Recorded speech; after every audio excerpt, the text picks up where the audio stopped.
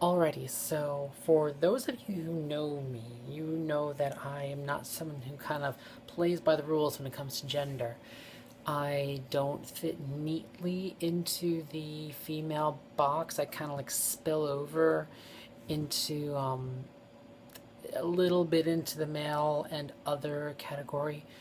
Um, and I notice that it kind of gets me weird looks with some people. Some people don't know how to process it, and others react very oh, I don't want to say violently, but react very are very volatile when they're presented with me and they have to read my gender and have to interpret how I fit into their gender paradigm, and it's very troubling for some people. Some people can't handle a person, an individual that doesn't neatly fit into one archetype or the other. And I've given a lot of thought to why I feel comfortable in this sort of in between space, and really questioned why I feel the need to kind of be here and not just make it easier for myself in society as a whole to just kind of fit into one nice, neat little box. And I realized that the more of the accuracy of my representation of my gender would be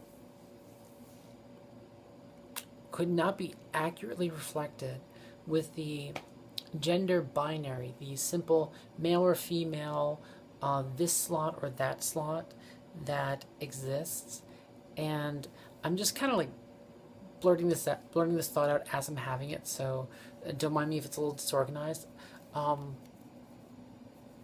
and I know it could kind of make my dating life easier if I tried to stay within the gender binary, if I tried to, I guess, identify with the male body that I was born with.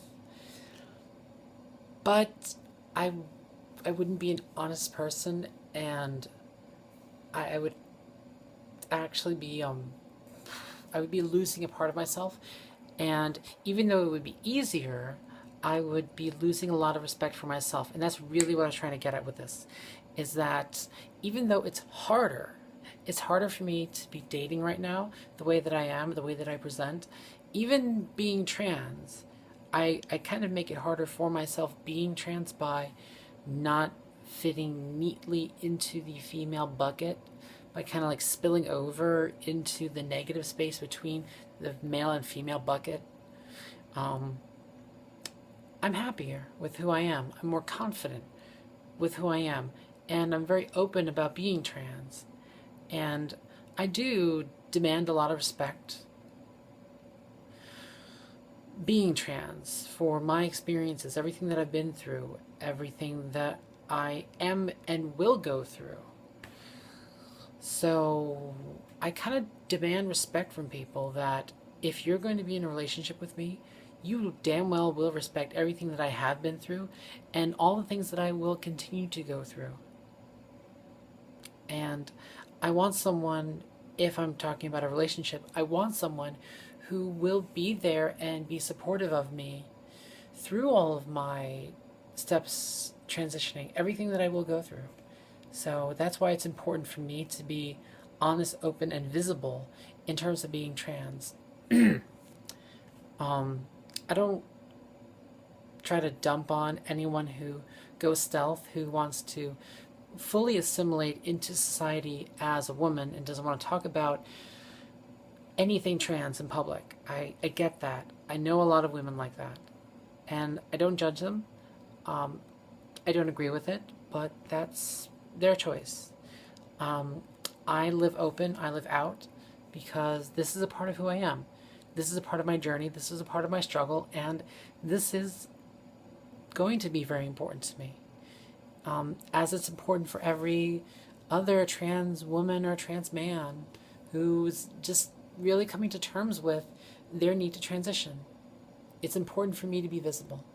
It's important for a lot of us to be visible, and it's crucial that I am respected for being a transsexual, as is it's and it's just as important and just as crucial for every other trans man and trans woman to be respected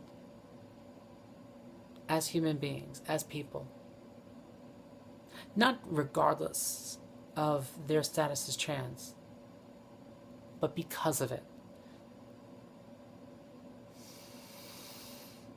Okay, I hope that made sense as I conjugated that thought as it was coming to me.